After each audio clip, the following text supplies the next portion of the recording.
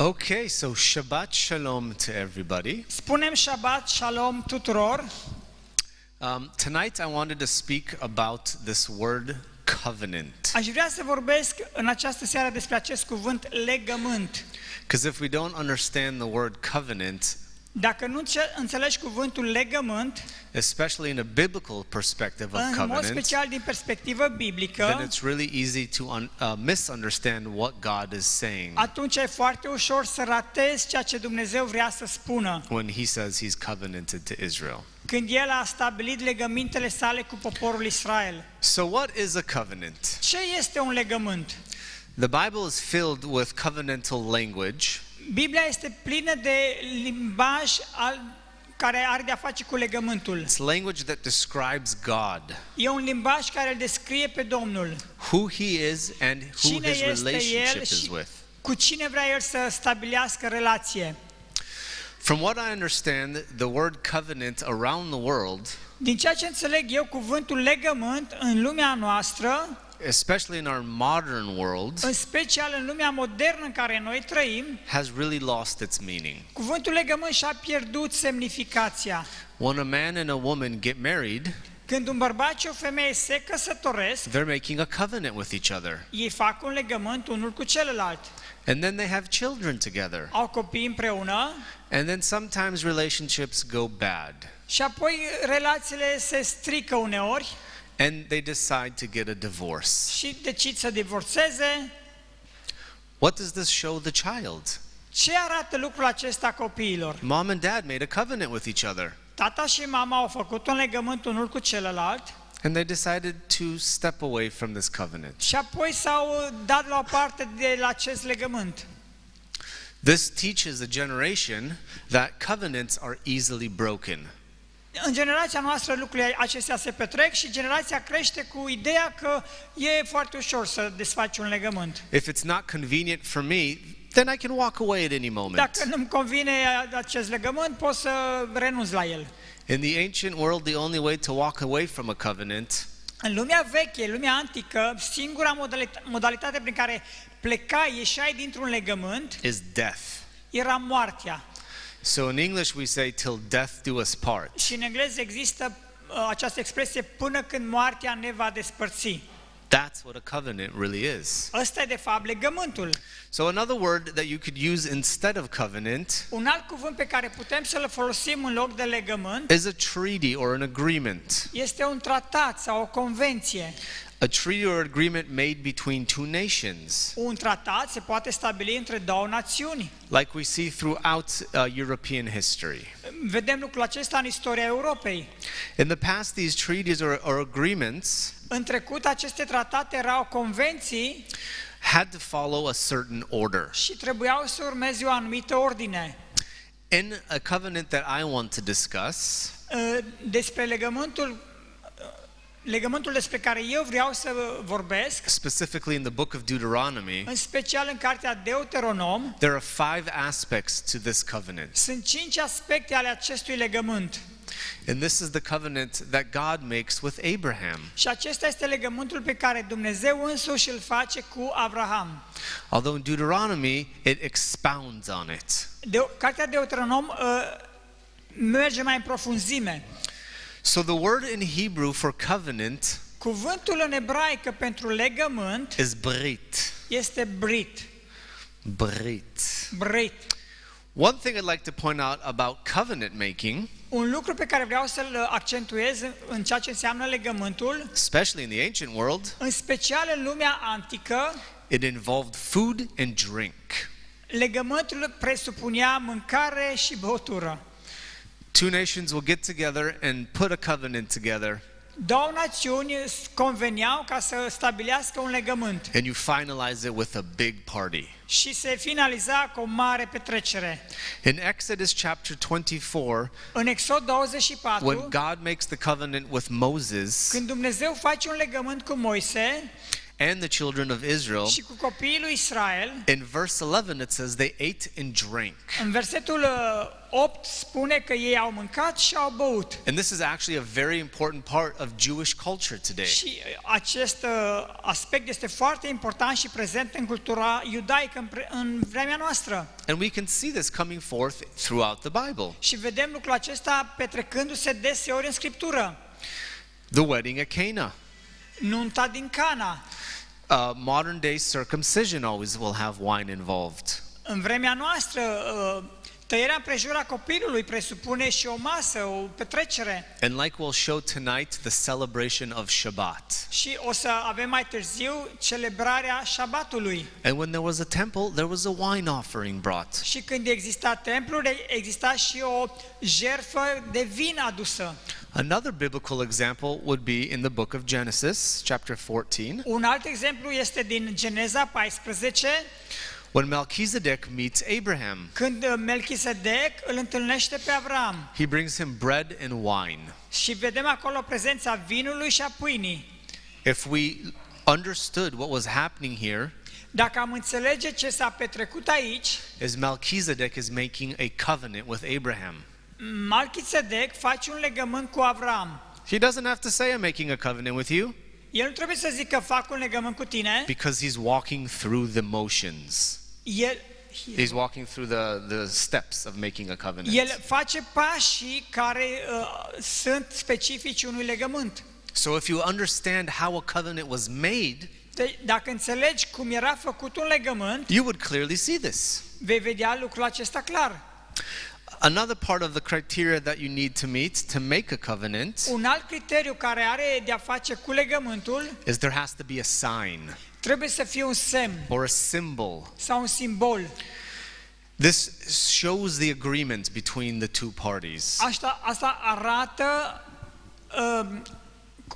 înțelegerea dintre cele două părți. For example, when you get married, you wear a wedding De ring. exemplu, atunci când te căsătorești, porți o verighetă. This is to remind every single woman that I'm taken. Asta e ca să arăți oricărei femei că ești deja luat. But it's also a reminder for me that I'm taken. Dar și pentru mine e o amintire că eu sunt deja al cuiva. It's a sign of the covenant for all to know who Un semn I'm al covenanted legământului to. pentru toți cei din jur că deja eu sunt în căsătorie.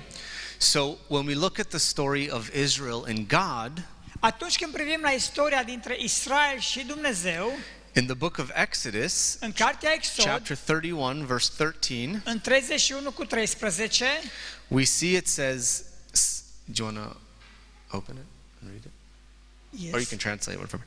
Say to the Israelites, you must observe my Sabbaths. spune Israelului, trebuie să țineți șabatele mele. This will be a sign between me and you Acesta va fi un semn între mine și voi for the generations to come, pentru generațiile care vor veni, so you may know that I am the Lord, ca voi să puteți cunoaște că eu sunt Domnul, who makes you holy. care vă face sfinți. By the way, holy in Hebrew Cuvântul sfânt în ebraică means set apart unto God's purposes. înseamnă să te pui deoparte, să fii pus deoparte pentru scopurile lui Dumnezeu. Okay, so let's take a step back to Abraham. Să ne ducem puțin în urmă la Abraham. The Abrahamic Covenant isn't a clear written and signed document. Legământul pe care Dumnezeu l-a făcut cu Abraham It's not. n-a fost lăsat ceva scris pentru acest legământ, da? Dumnezeu și Avram n-au făcut un legământ scris. In the sense that God didn't sign an actual form and give it to Abraham. În sensul în care Dumnezeu a însemnat un document și l-a dat lui Avram. But he meets every other requirement. Dar îndeplinește toate celelalte cerințe acest legământ. And this is called the covenant of the pieces. Halakim, pieces. Și înseamnă legământul părților. But we'll get to the covenant in a moment. Ajungem acolo imediat. The scriptures that we're going to be going through Versetele pe care le vom aborda are from the book of Genesis, sunt din cartea Geneza, chapter 12, capitolul 12, 20 through 22. 20 la 22. We don't have time to go through everything, so Nu e I'm timp să mergem going prin to point toate, out 5 main dar aspects. punctăm 5 aspecte. The main aspects, just in case we don't have time to go through all of them, Chiar dacă nu avem timp să trecem prin toate, principalele aspecte, are number 1, covenantal obligation, într-un legământ există obligații. covenantal language, Există un limbaj specific, the cutting of the covenant, încheierea legământului, the sign of the covenant, semnul legământului and then a name change. și schimbarea numelui. Okay, Genesis chapter 12, verses 1 through 4. Geneza 12 de la 1 la 4. The Lord has said to Abram, Domnul Dumnezeu a vorbit lui Avram: go from your country, ieși din țara ta, your people and your father's din poporul household, tău, din casa tatălui tău, to the land that I will show you. într-o țară pe care ți-o voi arăta. I will make you into a great nation, Te voi face un popor mare, and I will bless you. te voi binecuvânta, I will make your name great, îți voi face numele mare and you will be a blessing. și vei fi o binecuvântare. I will bless those who bless you, Voi binecuvânta pe cei ce te vor and whoever binecuvânta curses you, I will și curse. voi blestema pe toți cei ce te vor And blestema. all the peoples of the earth will be blessed through you. Și toate neamurile pământului vor fi binecuvântate prin tine. So Abram went and the Lord, as the Lord had told him. Și Avram a urmat ceea ce Domnul l-a chemat să facă. This is considered to be the first part of the covenant. Aceasta este considerată ca fiind prima parte a legământului. The very first thing God tells Abraham to do Primul lucru pe care Domnul îl cere lui Avram să-l facă, in Hebrew is lech lecha. îi spune în ebraică lech lecha, ridică-te și pleacă. Go forth. Oh, you just said. Ridică-te și pleacă. Now we can do a study in just those 2 words, but we don't have time. Ar putea fi un studiu complet doar aceste două cuvinte, dar nu e timp. But what we understand is the urgency in it. Dar vedem aici urgența stringentă. He repeats the same word twice, lech lecha. Repetă de 2 ori această expresie, lech lecha. In verse 2 we have the legal obligation. În versetul 2 avem obligațiile legale. The Lord has obligated himself to carry out his part of the covenant. Dumnezeu s-a angajat să-și ducă la îndeplinire partea lui. His promises to Abraham and to his descendants. Promisiunile Domnului pentru Abraham și urmașii lui. And this is very critical for understanding the Abrahamic Covenant. Și e extrem de important să înțelegi legământul avrahamic. Because what we see so far Pentru că ce vedem până aici is that God is only obligated himself. este faptul că Dumnezeu pe sine însuși s-a obligat. As far as Abraham's been asked, Cât privește pe Avram,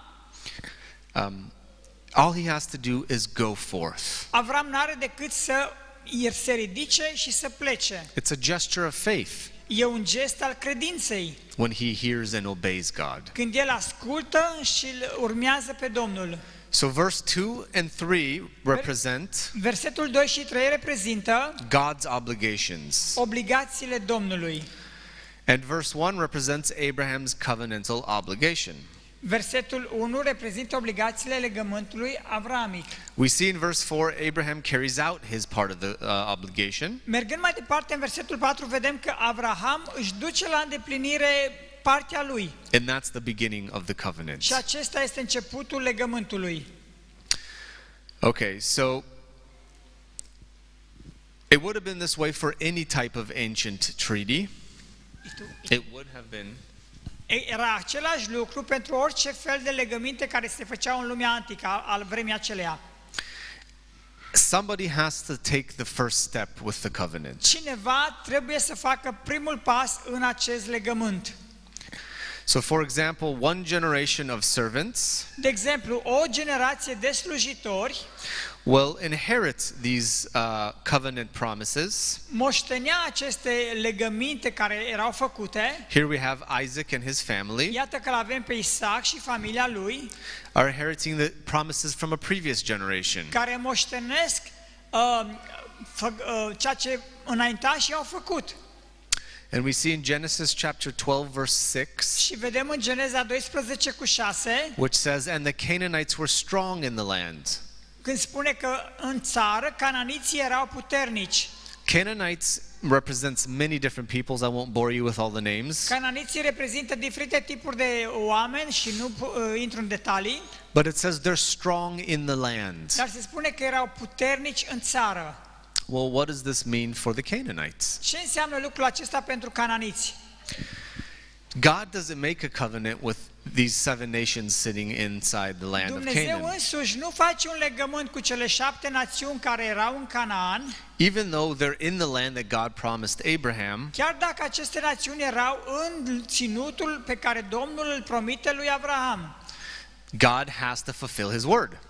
Domnul trebuie să-și împlinească cuvântul său. So once Abraham takes up that first step, is God going to change his mind? Și din momentul în care Avram face primul pas, își schimbă Dumnezeu gândirea? Maybe he could send them to the south where there are no Canaanites. Poate Domnul putea să-i trimită spre sud, unde nu erau cananiți. A better idea. Maybe he can divide the land, one for the Sau o Canaanites and idee one for the mai bună, Israelites. să împartă țara, o parte pentru cananiți, o parte pentru evrei. The truth is there are no internal implications by God for the Canaanites. Adevărul este că nu există implicații interioare pentru cananiți. He only made this covenant with one person and his seed. Dumnezeu a făcut legământ doar cu o singură persoană și cu urmașii acelei persoane. So this shows us the eternal implication regarding this nation, this people. Și aici putem să vedem implicațiile veșnice care au de-a face cu această națiune, cu acest popor. But this people will face many who oppose them. Acest popor care va întâmpina multe dificultăți, mulți potrivnici. Sometimes they must fight and sometimes they must live side by side. Uneori trebuie să lupte, alteori trebuie să fie unul de partea celuilalt. So what does this show us about God and about our faith? Ce ne arată nouă lucrul acesta? Ce ne vorbește pentru credința noastră? Sometimes he puts us with promises in a place where there is opposition. Uneori Domnul ne pune în situații, în locuri în care întâmpinăm opoziție. And by the example given by Abraham, Și prin exemplul pe care îl vedem la Avram, we need to learn to trust trebuie să învățăm să avem and fight încredere, within his strength, să ne luptăm cu tăria Lui, know when to fight, to know when to fight, să știi când să lupți and when to live side by side. și când să fii alături unul de celălalt. But most importantly, Dar cel mai important, we must learn to hear his voice. trebuie să învățăm să auzim vocea Lui. So the next stage involves Următoarea etapă implică the physical land that he's going to. ținutul fizic în care Avram trebuie să ajungă.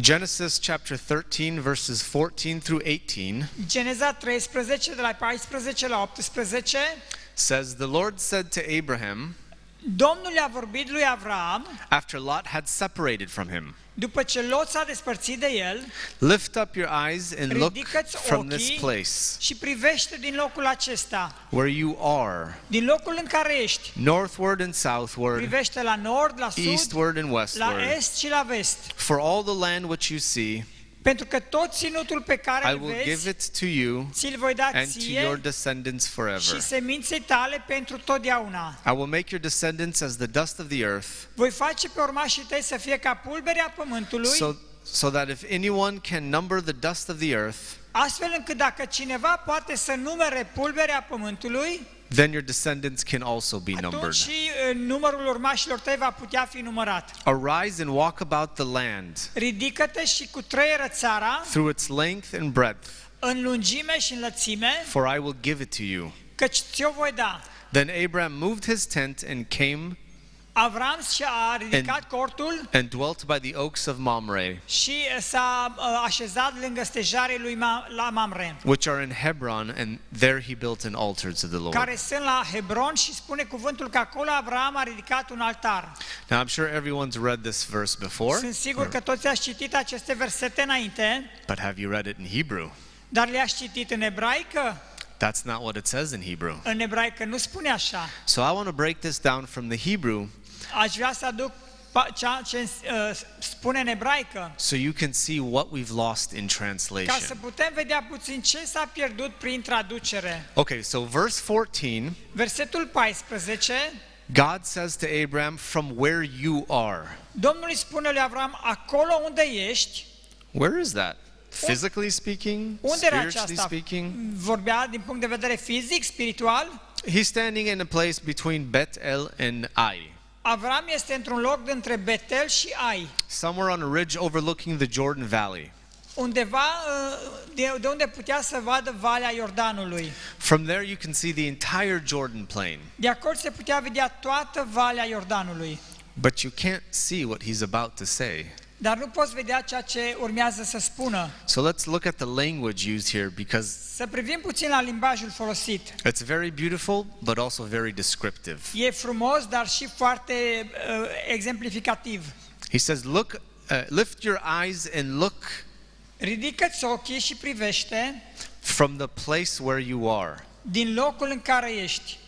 The place in Hebrew is hamakom. În ebraică, termenul pentru locul este hamakom. Hamakom is a very ancient name of God. Hamakom este un nume foarte specific și vechi cu referință la Domnul. It's a way of describing God, the place. E un cuvânt care le descrie pe Domnul, care descrie locul. A place which we all want to be able to hear and see from. Un loc pe care toți vrem să-l cunoaștem și în care vrem să fim. So while I'm sure he's looking physically north, Sunt sigur că privea din punct de vedere fizic spre nord, south, east, and west, sud, est și vest. there's much more to what God is saying. E mult mai mult decât ceea ce găsim scris.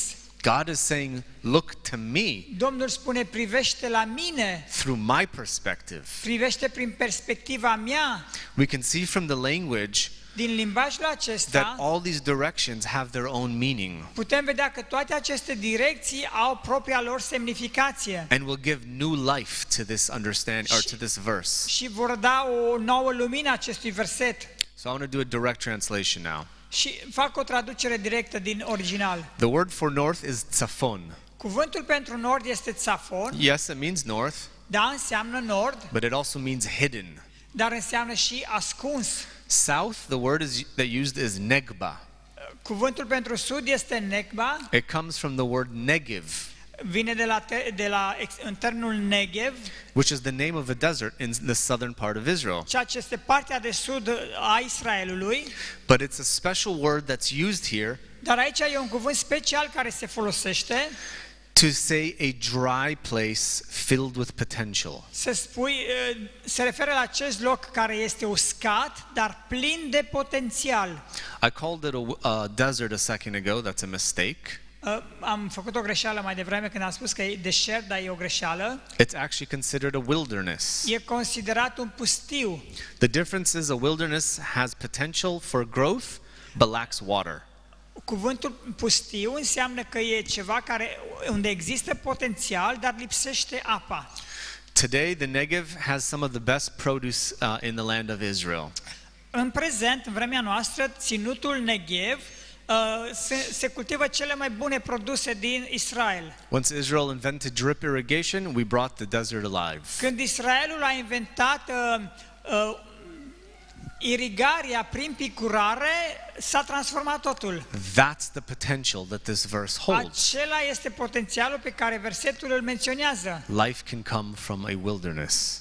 Viața care vine din pustiu. Okay, so the word for east Cuvântul pentru est that is used is not mizrach, which is the word of the place of the rising of the sun. Termenul actual pentru răsăritul soarelui este mizrach. The word that is used is kedma, Dar cuvântul folosit aici este ketma, which is a word that means from before the first beginning. care înseamnă, e cuvântul care arată the word that. It means before the first beginning, Cuvântul înseamnă înainte de primul început. meaning it takes us back to the book of Genesis. Asta înseamnă că ne duce înapoi în cartea Geneza And then the word gives us a true sense și cuvântul ne dă o adevărată of semnificație. how eternal God's covenant with Abraham is. Cum este legământul etern al Domnului cu Avram. It goes back to the very beginning of time. Se duce acest cuvânt până la începutul vremurilor. And for West, there are two words that he could have used. Pentru vest sunt două cuvinte care pot fi folosite. But the word they use is yama, Dar cuvântul de aici este yama, which means the sea. care arată marea. Now, the reason why they chose the word sea Motivul pentru care au ales cuvântul mare, is I found out from a rabbi friend of mine am aflat lucrul acesta de la un prieten rabin de-al meu, that this is a word used to describe este cuvântul folosit ca să descrie a sacred future as teeming with life. un viitor secret care abundă de viață, Just like the ocean is, așa filled with cum life. este oceanul, de exemplu. So Marea. in the ancient world, people would see the sea as a sacred object. În antichitate, oamenii vedeau marea ca un obiect sacru. People feared the sea and worshipped the sea Oamenii se temeau de mare și unii se închinau mării, because it's an unknown force. pentru că era o forță necunoscută. But in the Jewish world, Dar în lumea ebraică, the sea is used to describe the Gentile world. marea este folosită ca să descrie lumea națiunilor. The Gentile world back then was a pagan world. Lumea națiunilor în vremea aceea era o lume păgână. And there's many people around the world. Și multe națiuni există în lumea aceasta. Okay, so what can we learn from this? Ce putem învăța de aici? We can spend hours on that, but I want to get straight to the point. petrece ore în șir la aici, dar mă voi rezuma. If he says, look from my perspective, Când Domnul îi spune privește din perspectiva from the mea, hidden, din ascunziș, from before the first beginning, dinainte de primul început, to a place teeming with life, către un loc care abundă de viață, filled with potential, plin de potențial, leading to the Gentiles. care conduce spre națiuni, care duce spre națiuni. This covenant that I make with you and your seed for all eternity Acest legământ pe care îl închei cu tine și cu toată sămânța ta pentru totdeauna will encompass all of that. va cuprinde toate acestea. God just laid out his redemption plan to Abraham. Dumnezeu îi arată lui Avram planul său de răscumpărare. Okay. So instead of seeing plain and simple, În loc ca să vedem lucrurile simple și God is speaking in a language that Abraham can understand. Dumnezeu îi vorbește lui Abraham într-un limbaj pe care acesta îl înțelege. Okay, so let's look at the ceremony. Să privim la ceremonie.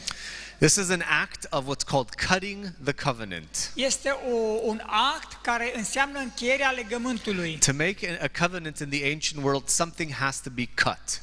Ca să faci un legământ în antichitate, ceva trebuia să fie tăiat. And in fact, the word in Hebrew for covenant is the word cut.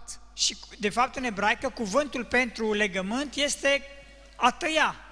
You either cut into a stone as your marker, Fie că tai în piatră ceva și însemnezi acolo ceva, you cut animals to mark the covenant, tai un animal ca să marchezi legământul, or in some cultures you cut yourself. sau în anumite culturi te tai pe tine. You ever heard of blood covenants? Ați auzit de legămintele de sânge? You cut yourself, someone else cuts themselves, and you Te tai tu, smear se the blood. tai el, se apropie unul de altul și fac un legământ. Okay, so let's look at the covenant in Genesis chapter 15. Dacă mergem în Geneza la 15, capitolul 15, vedem un legământ aici. Here we see the covenant that God is cutting with Abraham. Legământul pe care Domnul îl încheie cu Avram. Do you guys remember the word for covenant? Vă amintiți de cuvântul pentru legământ, da? Brit. Brit. Brit. Brit. Do you want to just read Genesis 15 for them? Yeah, To save time. yeah. După aceste întâmplări, cuvântul Domnului a vorbit lui Avram într-o vedenie și a zis: Avrame, nu te teme, eu sunt scutul tău și răsplata ta cea foarte mare. Avram a răspuns: Doamne Dumnezeule, ce vei da, căci mor fără copii și moștenitorul casei mele este Eliezer din Damasc? Și Avram a zis: iată că nu mi-ai dat sămânță și slujitorul născut în casa mea va fi moștenitorul meu. All the chapter? To the end of the chapter. All the chapter? Yeah. It's the whole covenant. Atunci cuvântul Domnului a vorbit astfel: nu el va fi moștenitorul tău, ci cel ce se va naște din tine, acela va fi moștenitorul tău. Și după ce l-a dus afară, i-a zis: uită-te spre cer și numără stelele dacă poți să le numeri. Și i-a zis: așa va fi sămânța ta. Avram a crezut pe Adonai și Adonai a socotit lucrul acesta ca neprihănire. Adonai a mai zis: eu sunt Adonai care te-am scos din țara din Caldeia, ca să-ți dau în stăpânire țara aceasta. Avram a răspuns: Adonai Elohim, prin ce voi cunoaște că voi stăpâni? Și Adonai a zis: ia o juncană de 3 ani, o capră de 3 ani, un berbec de 3 ani, o turturia și un pui de porumbel. Avram a luat toate dobitoacele acestea, le-a despicat în 2 și a pus fiecare bucată una în fața alteia, dar păsările nu le-a despicat. Păsările răpitoare s-au năpustit peste stârvuri, iar Avram le-a izgonit.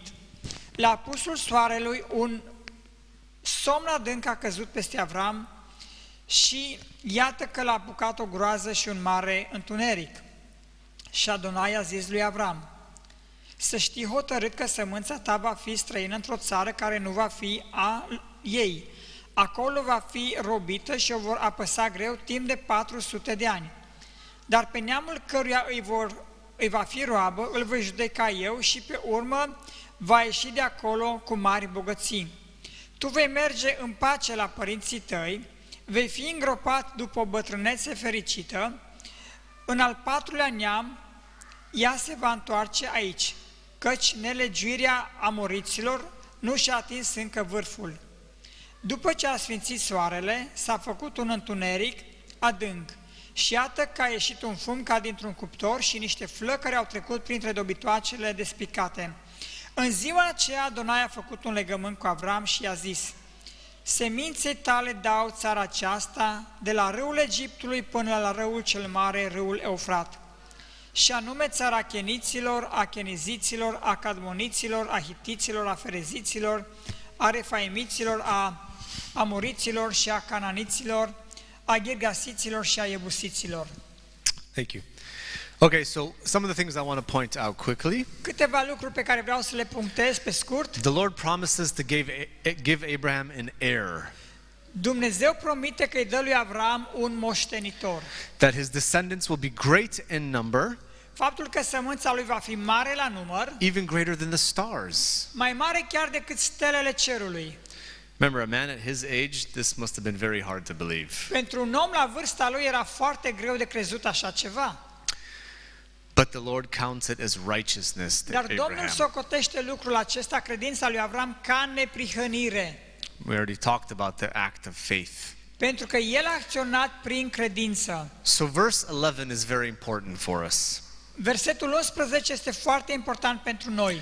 Animals were generally used in ancient covenants În antichitate, animalele erau folosite pentru legăminte, to bear witness to it. ca să dea mărturie. In this region that this covenant is happening, În regiunea unde se petrec aceste lucruri, we have lots of animals, există multe animale, lots of birds of prey, massive multe vultures. animale, multe păsări de pradă, vulturi uriași. They're native to the northern Israel and the middle part of Israel. Sunt cumva nativi pentru ținutul din nord și de la mijloc al Israelului.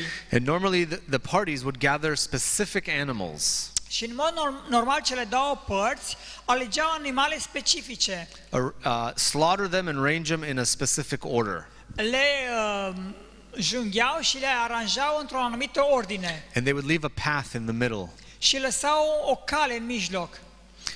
What would happen is the parties would enter into this bloody mess. Cele două părți intrau în această situație, în acest context, And they'd make the covenant with each other inside of it, și făceau legământ o parte cu cealaltă, knowing that if they ever stepped away or broke the covenant, știind că dacă vreodată vor renunța, se vor depărta de acest legământ, their fate would be as the animals around them. credința lor va fi precum a animalelor moarte din jurul lor. Now it is very important to see this. Și e foarte important să vedem acest lucru. God is the only one standing inside of this mess. Dumnezeu însuși e singurul care stă în mijlocul acestui amestec. Abraham's asleep.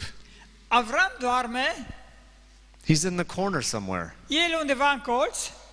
God creates an eternal covenant with Abraham Dumnezeu încheie un legământ veșnic cu Avram and his descendants for all eternity, it și cu says. urmașii lui pentru tot restul veșniciei, spune cuvântul. And the only one who's bound to this covenant Și singurul care este legat de acest legământ is God, because Abraham fell asleep e outside. Dumnezeu, pentru că Avram a dormit afară. So Abraham and his descendants can break covenant, Deci Avram și urmașii lui vor încălca legământul, but God can never do so dar Dumnezeu niciodată nu va face așa ceva, because he swore by his own name. pentru că Dumnezeu s-a jurat pe sine însuși. Okay, so let's move on to the last part. Și mergem la ultima parte. In chapter 15, În capitolul 15 it restates everything up until this point, am menționat deja lucrurile până la acest punct, that everything is brought to a point in a dramatic contractual ceremony.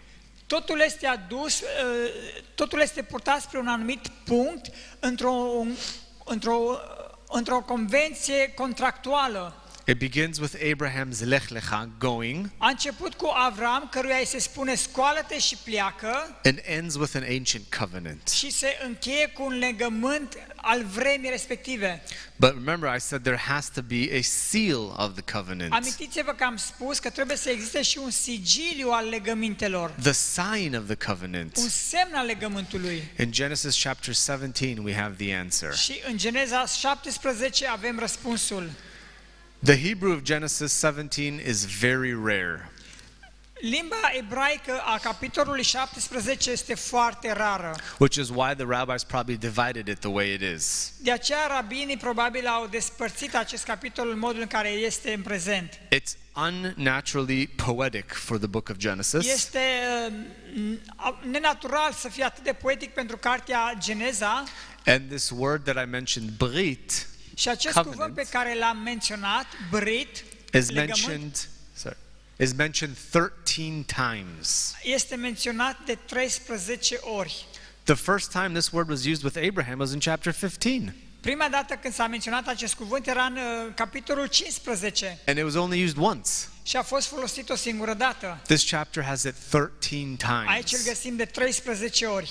So we know if a word repeats itself, it has significance. Știm că atunci când un cuvânt se repetă, înseamnă că are o semnificație. Once, twice, O 3 dată, times. de două, de trei ori, But 13 is dar an de exclamation 13 mark. ori e un semn de exclamare acolo. Red, bold letters, pay attention. Cumva scris cu litere mari, îngroșate, roșu, ai grijă, ia aminte. With this emphasis, we must read these words and understand what's happening. Și trebuie cu această atitudine să citim aceste versete și să le înțelegem. There's no translation that I think personally translates it accurately enough or strong enough. Nu cred că există o traducere care să le traducă într-un mod precis și clar sau suficient de clar. Given the emphasis, there can be no doubt of the centrality of this covenant. Fără îndoială că nu putem pune la îndoială acest legământ. That through this covenant, God is going to redeem the world. Că prin acest legământ Dumnezeu vrea să răscumpere lumea. Okay, I want to talk about the word that's used in it. Și vreau să vorbesc despre cuvintele folosite aici. There's one specific word that God mentions. E un cuvânt specific pe care Domnul îl menționează. The word is ot. Cuvântul este ot. Ot is an action that has a deeper meaning. O acțiune care are o semnificație profundă. It can mean a brit, a covenant that we mentioned, Poate însemna un legământ, brit, cum But- am menționat deja, but here it's the sign of the dar covenant. aici poate fi și semnul legământului. So the action for itself is the reason, I'll read it again. The action itself is for a reason, Acțiunea în sine este cu un scop. and it's a purpose that is totally evident. Un scop care este Evident. care este total clar, lămurit, evident. So the Hebrew meaning of this Semnificația ebraică a termenului is ot habrit, este ot habrit, would be the sign of the covenant. adică semnul legământului. So we have to study this word to understand it. Trebuie studiat acest cuvânt pentru a-l înțelege. And I know it's getting very technical, but we have to bring it out Pare foarte tehnic, dar încerc să-l sumarizez. in order to understand when we come back to the covenant. Să înțelegem de ce ne întoarcem spre legământ. How deep God is going into it with the terminology. Cât de profund este Dumnezeu când folosește această terminologie. To make sure that for all eternity we don't lose the importance of it. Ca să se asigure că pentru totdeauna noi nu pierdem din vedere semnificația acestor lucruri. If we look back at Genesis chapter 1, Dacă privim la Geneza 1, the first place we see a sign used by God, a covenant used by God, prima dată când vedem un legământ făcut de Domnul, is in the story of Noah. este istoria lui Noe. We see the rainbow that he puts in the air Vedem and the curcubeul sky. pe care Domnul îl așează în cer. God calls this an ot. Și Dumnezeu numește aceasta un semn, ot. Why does he use this word ot? De ce folosește Domnul acest termen? It's for all generations, for future generations to know that I made a covenant that is eternal with Noah. Pentru ca generațiile viitoare să înțeleagă și să știe că eu am încheiat un legământ cu Noe. But the first time we see this word is in Genesis 1 verse 14. Dar găsim acest termen pentru prima dată în Geneza 1 cu 14. The stars in the sky are called an ot. Stelele de pe cer sunt prezentate ca un semn. Why? De ce? Because the stars are eternal. Pentru că stelele sunt veșnice. They're used as a guide. Sunt folosite ca și ghid. Before GPS, sailors and travelers would use the stars to find their way. GPS-ul, marinarii se uitau după stele ca să se orienteze. In Romans chapter 1 verse 19 through 20, În Romani 9 de la 1 la 20, in Psalm chapter 19 verse 1, în Psalmul 19 cu 1, we see the example of this. vedem exemplul acestora. I won't read it for time's sake, Nu le citesc datorită timpului, but you can see it on your own time. ar dura mult. So the Greek word that's used in the Septuagint, which would later on be translated in Romanian or English or German, Cuvântul care e folosit în Septuaginta pentru a traduce, de acolo e preluat pe urmă și în celelalte limbi, is the word semeion. este cuvântul semion. The word semeion is the word that's used for the birth of Messiah Yeshua. Cuvântul acesta este folosit pentru nașterea lui Mesia, Yeshua. This is the very word that's used in the New Testament with an Old Testament understanding. Este cuvântul folosit la începutul Noului Testament cu referință la ceea ce era menționat în Vechiul Testament. This word ot and the birth of Messiah Cuvântul ot, care să arate nașterea lui Mesia, is connecting to this covenant. conectează cu termenul de legământ. Remember, through you and your seed, Amintiți-vă, prin tine și sămânța ta, God will redeem the world. Dumnezeu va răscumpăra lumea. And just so we don't forget it, Și he ca uses să the nu same uităm, word here. folosește același termen aici. Okay, so now the name change. Și mai avem schimbarea numelui. In Genesis 17, verse 4 through 6, În Geneza 17, de la 4 la 7, God tells Abraham that he's adding stipulations Dumnezeu îi vorbește lui Avram că mai are și câteva lucruri de adăugat. to an already made covenant. Un legământ deja încheiat. So why is there a name change? De ce e nevoie de schimbarea numelui? And what does it do for Abraham? Și ce face lucrul acesta pentru Avram? There's a lot within a family name. În semnificația numelui unei persoane există așa de multe lucruri. Verses 4 through 6, I'll read them real quick. As for me, this is my Versetele de la covenant with 4 la you. 6, le citește repede. You will be a father of many nations. Iată legământul meu pe care îl fac cu tine. Vei fi tatăl multor neamuri. No longer will you be called Nu Avram. te vei mai numi Avram, Your name will be Avraham. ci numele tău va fi Avraam. For I have made you a Căci te-am father of făcut many tatăl multor nations. națiuni. I will make you very fruitful, te voi înmulți nespus de mult, and I will make nations voi of face you, din tine and kings will come from neamuri you. întregi și din tine vor ieși împărați. We see the name that God is changing here Vedem aici schimbarea numelui pe care Dumnezeu o face, is to give him a new identity ca să-i dea o nouă identitate with a larger destiny. cu un destin mai larg. It's actually transgressing a Jewish tradition. Și aici cumva încalcă tradiția iudaică, To call Abram Avraham, ca să-l numească pe Avram Avraham. which is a very common name in the Jewish world today.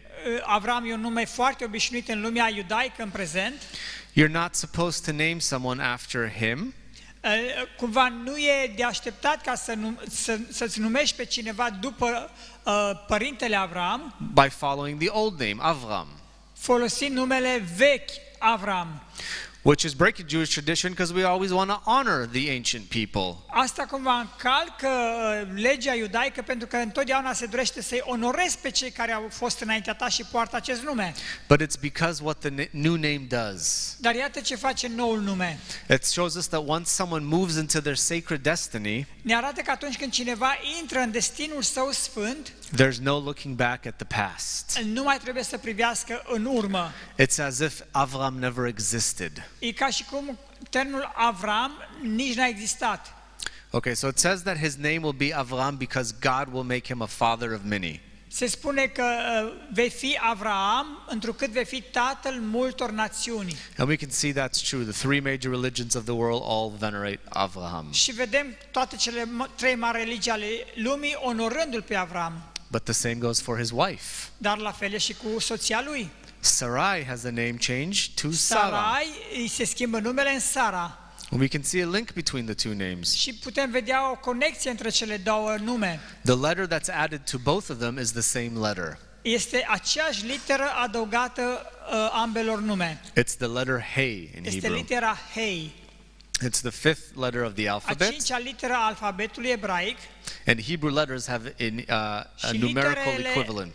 ebraice au și echivalent numeric. It's actually, the letter Hey is a very important letter in the Litera Hebrew He world. este foarte importantă în alfabetul ebraic. It's the letter that we use to represent God. Este litera care îl reprezintă pe Domnul. So we don't actually know how the name of God would have been pronounced a long time ago, Nu știm cum s-a pronunțat numele Domnului cu mult timp în urmă, but every language tries to pronounce it. dar oricine încearcă să pronunțe acest nume, I'm sure you've heard of Jehovah sunt sigur că ați auzit termenul Jehova and all the different variations that go și from toate there. variațiile care există. It all stems from Yud Hey Vav Hey. Toate aceste variații se trag din cele 4 litere care formează numele Domnului Yud, Hei, Vav, Hei. You see the letter twice in this name. Și vedem de 2 ori litera Hei aici.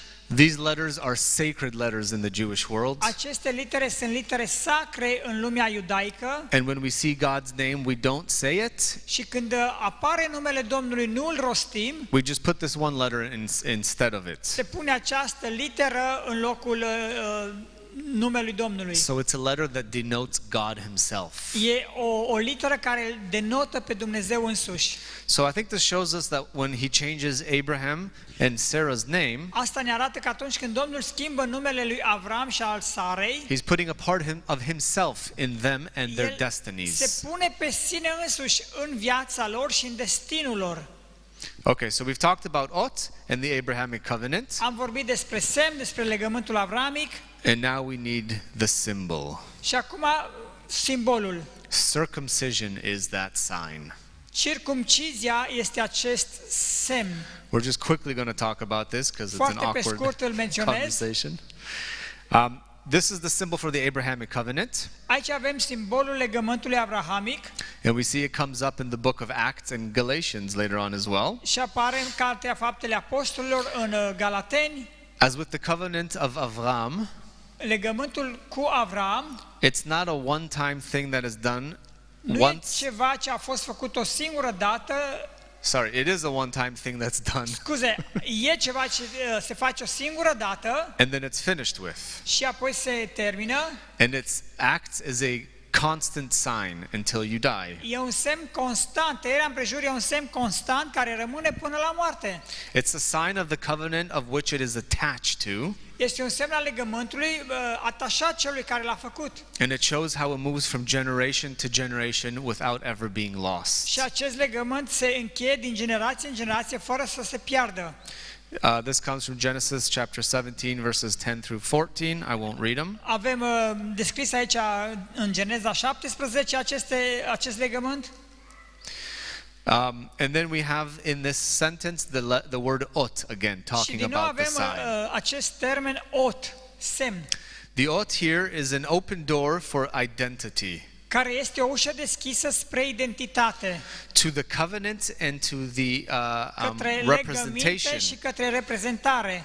of what Father Abraham went through, Reprezentarea prin ceea ce Avram a trecut, which is then passed on to Moses. care apoi e transmis mai departe către Moise. In verse 10 it says, "This is my covenant with you and your În descendants, versetul 10 spune, acesta este legământul meu cu tine și cu urmașii tăi. the covenant you are to keep. Legământ pe care să-l păstrezi, Every male among you shall be circumcised." fiecare bărbat, fiecare de parte bărbătească să fie tăiat împrejur.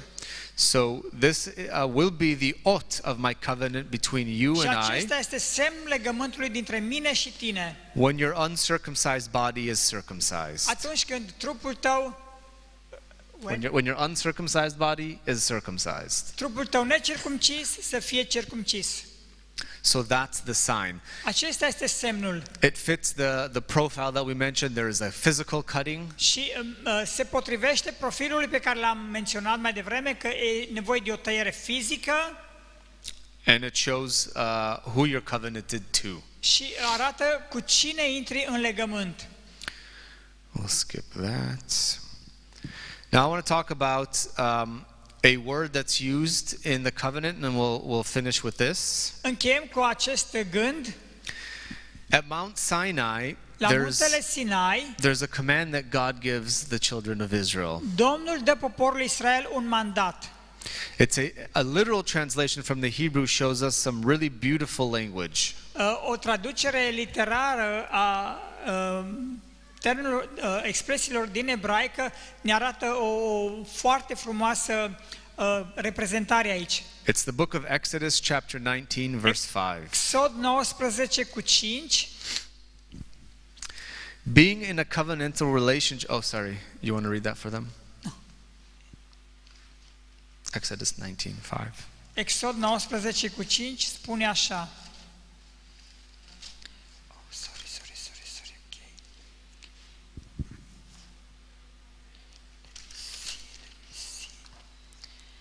Acum, dacă veți asculta glasul meu și dacă veți păzi legământul meu, veți fi ai mei dintre toate popoarele, căci tot pământul este al meu.